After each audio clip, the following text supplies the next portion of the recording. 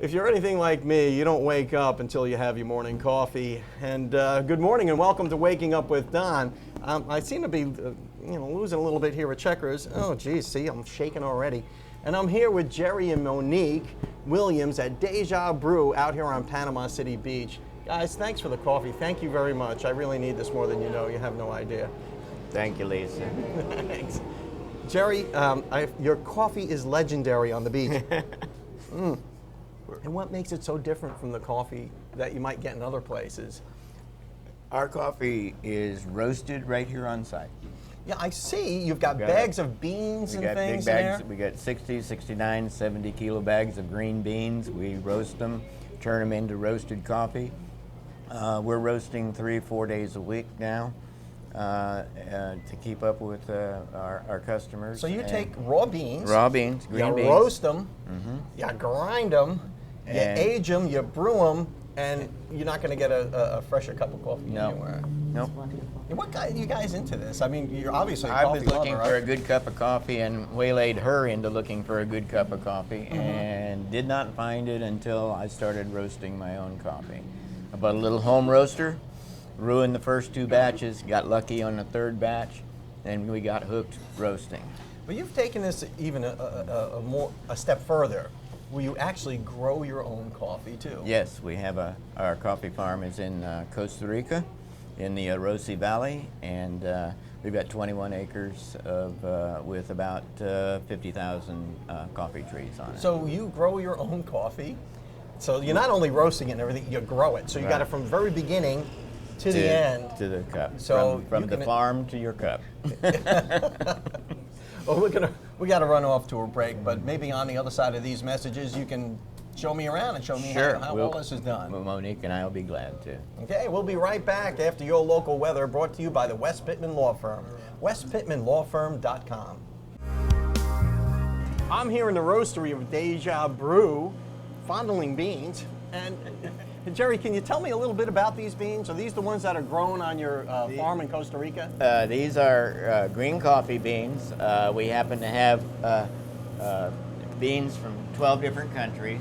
Our beans from our farm are in shipment right now. We don't have them yet. We should be getting them in about a month. So they're on their way. But we do have 2 other Costa Rican beans right now, and now these are raw. This is the raw bean. You can't really brew this yet. It has to be roasted. No, you don't want to brew this at all. So we've got to roast it first. So how does that happen? I mean, I guess it goes into this thing here. This machine right here. This is a 5-kilo coffee roaster, and we start by putting a measured amount of green coffee in the hopper up here. And you can smell. I wish you could smell what I smell here.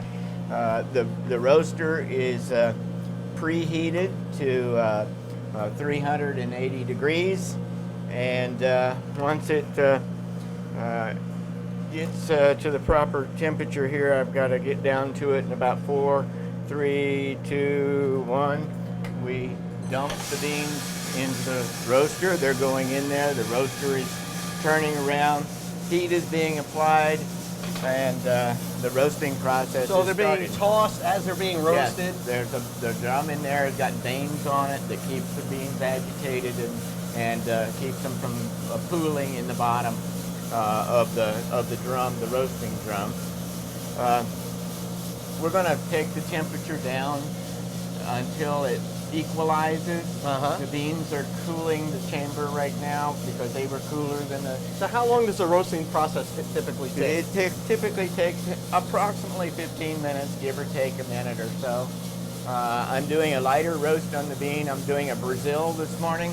And so we're probably looking at about 14 minutes to complete the roast.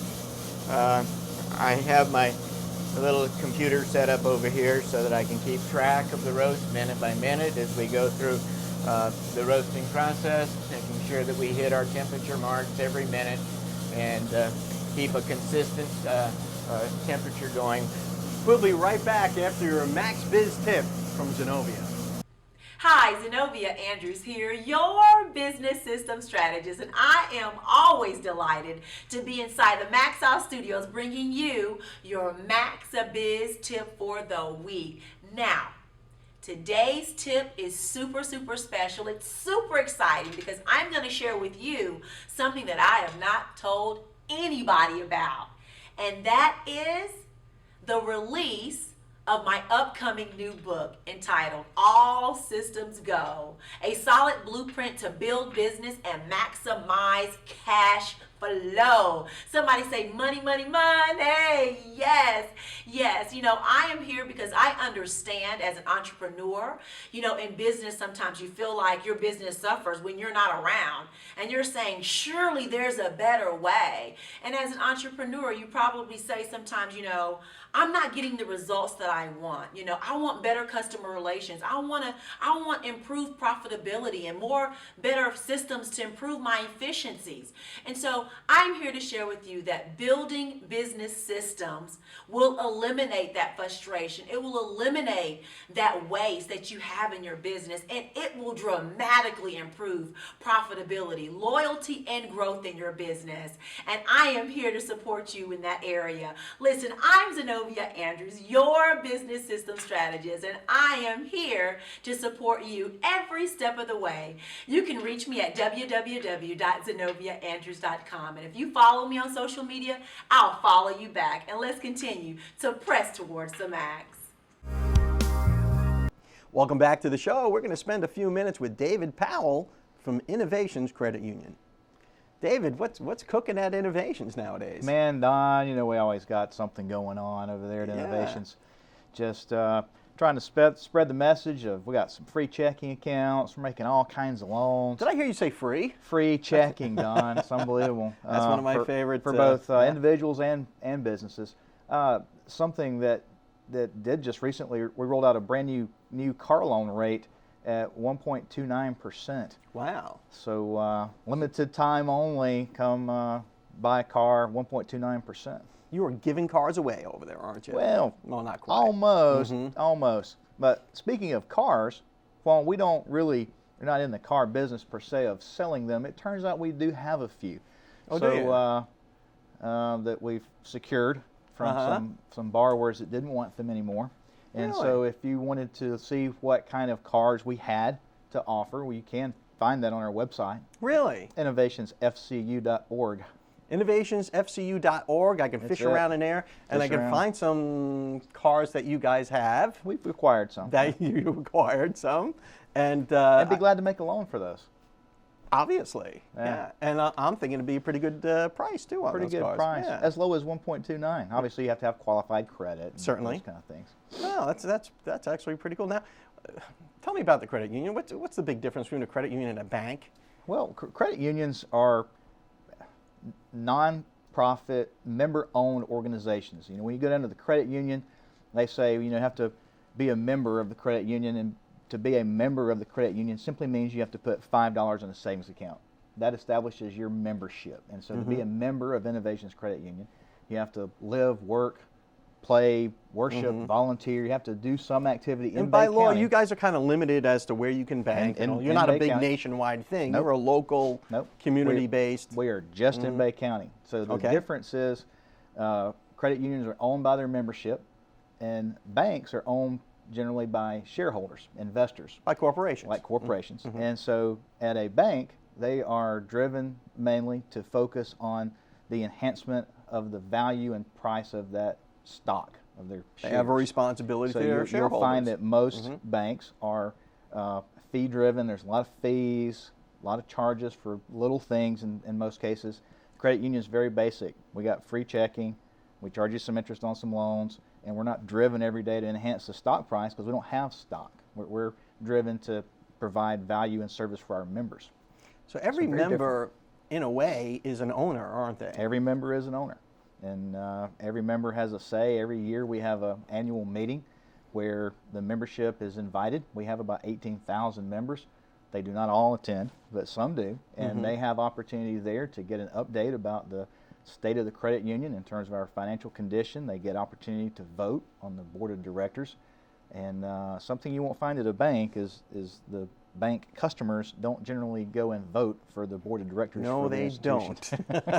They may complain about them, but yeah. So it's a really different setup. We're really focused on providing service for our members.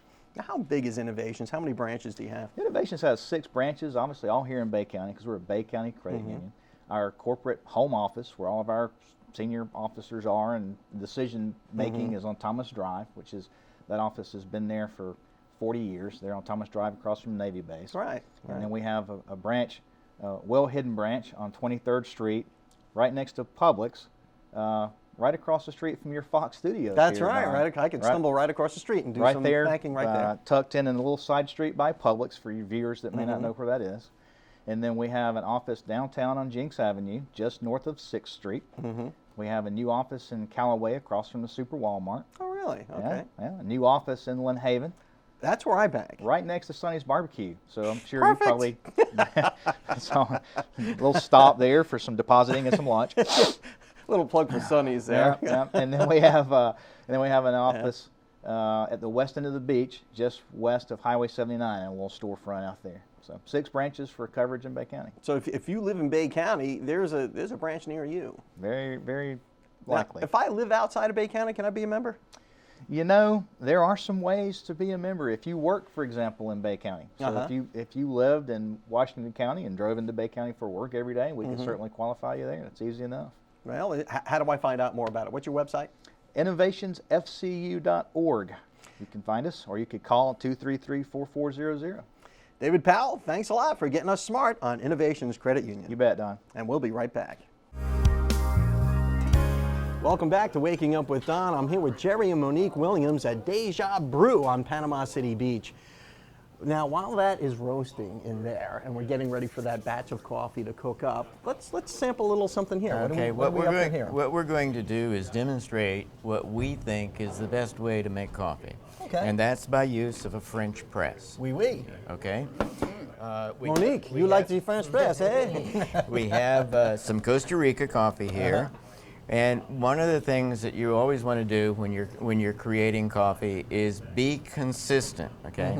Using a teaspoon and scooping out coffee from morning to morning, you're going to get a little bit less, you're going to get a little bit more. At home we use that little measuring cup. Right, you know. and it always winds up inconsistent. One day you'll have a great pot, next day it won't be so great, the next day it'll be terrible, and it's because basically... So you actually weigh it out. Yes, we weigh our beans. We use anywhere from 40 to 50 grams of whole beans weigh them. And today I'm going to put 50 grams because I like my coffee strong. Costa Rica is not a strong coffee, but I want to make it as strong as I can. Okay. That's why I like it. We I mean, have, if it's not strong coffee, what is the sense of having coffee at all? So we've got 50 grams of whole bean coffee. Monique's going to take it over to the grinder and grind it for us. And when she comes back, we'll be ready to. Wow, talk about fresh, huh? Yeah. Now, how old is this coffee? This was roasted 7 days ago. Okay, so it's pretty darn. It's right smack dab in the middle of its peak drinkability, which is the first 3 weeks of the life of the bean. Bean's good for 6 weeks, 8 weeks. Most people won't know, but we always try to sell ours within the first 3 weeks of their being roasted. Okay. Okay, you take your ground coffee, and this is a medium grind, medium coarse ground coffee that we use in our French press. You put that in. We want water that is not quite boiling. Okay. Just hot. Just off 200 degrees. Okay. 200, and that we have a special pot that does that for us. You can do this at home with your. Just don't bring it to boil. Just bring it just before boil, and then you're ready to put your coffee. You notice that I swirl it around a little bit Swishing it. in order to get all the grounds nice and dampened and wet. We filled the press up to just right where the top ring is. Okay. And when we set it down, we will see that go a little poofy. Just like a souffle. Yeah. Okay. It just poofed, and Monique then gives it a stir, and stirs. And your lovely assistant stirs steps us- in to stir. All right. Just Stirs. like Vanna. I know. How about that? Stirs it. Okay. We That looks pretty darn strong. we Yeah. place the plunger top on the French press. We set our timer. Again, this is another one of those consistency things. We've got it set for 4 minutes, depending upon the strength that you prefer, anywhere from 3.5 to 4 minutes. When you first start doing this, you got to do a little of experimentation. Right. You got 40 to 50 grams of coffee. You got 3.5 to 4.5 minutes. And how much water is that? This is a liter pot. Okay, so we've got approximately 30. It's all metric. It's very 32, precise stuff. Ounces. Okay, so we've got our timer turned on. Now we wait for 4 minutes to go by.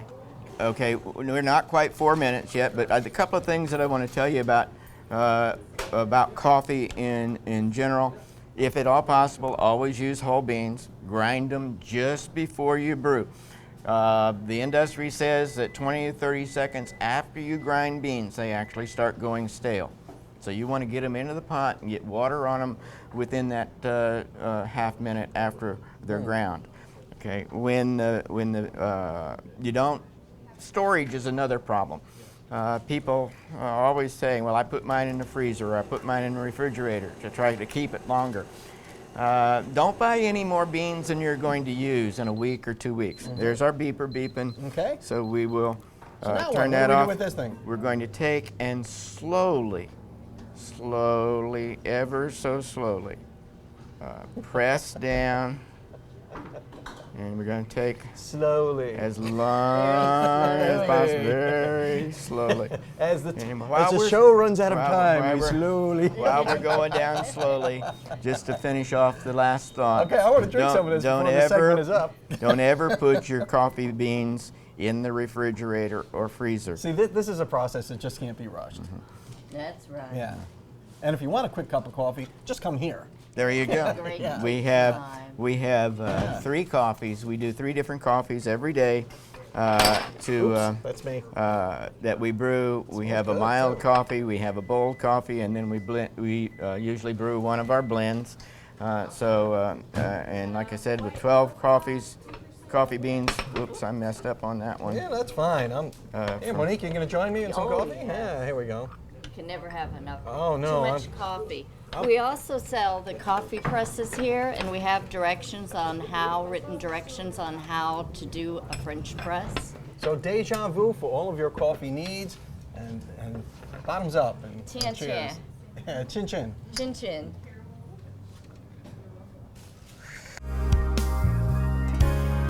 Welcome back. Now that we've had our coffee, I think this batch is ready, isn't it? Just about. I've got about 10 more degrees to run it up to, and then we'll be dumping it. It won't take us too long here. Now it's to get roasted there. about what, 15 minutes or so? It's been a little over 14 minutes at Okay. this point, or right at 14 minutes. That for the type of roast that we're doing this morning, We'll that would be serve about no right. coffee before it's time. That's right. Yes.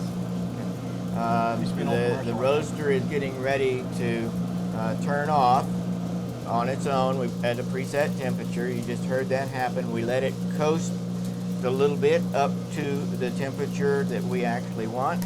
We Okay. turn on the sweeper. Okay. And we dump the coffee Whoa. and turn on the cooling fan at the same time. And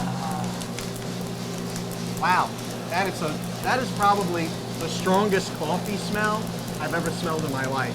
And you can feel the heat coming off of this thing. well, those things the beans coming out of there are initially at 435 degrees. They'll hit that tray and start cooling immediately, and within 5 minutes they'll be down to less than 100 degrees. And you notice the change in color. Oh, yeah. They went in there almost beige as raw coffee beans, and now they're out here roasted. And now it's this stirring and settling in process and cooling down. Now look at the difference. Wow, what a difference. And I always thought coffee beans were like that. But they come in green or beige. They get roasted to just to the right temperature. They're tossed all the time. And now they're here cooling down. And then what happens to them after this? Okay, after this, once they're cool, we'll put them into a bucket and let them breathe, what we call degas, for 24, 48 hours. And at that point, then we go through the packaging process, package them up, and they're ready to Degas sell. because there are gases trapped in the beans? Coffee is giving, right now, that coffee is giving off CO2 gas, something fierce. Oh, wow. And That's why you got- have the fans. And that's why we have the fans, other than smoke control. Uh-huh. But we want the CO2 gas. These beans will expel CO2 gas for the next 48 to 72 hours. So we're going to let And that settle during down. that process, if we let people consume them, they will think that our coffee tastes bitter. So that's why we don't sell anything until it is totally degassed and no bitter taste in the beans. I got to tell you, we can smell the gas coming off of these things now. The smoke extractor is on, but it's a very, very strong coffee smell. This is the time when the shop smells great. That's a great selling point. Thanks for watching today, and Jerry and Monique, thanks so much for all the coffee and for the good times here at Deja Brew out on Panama City Beach. We'll see you next time.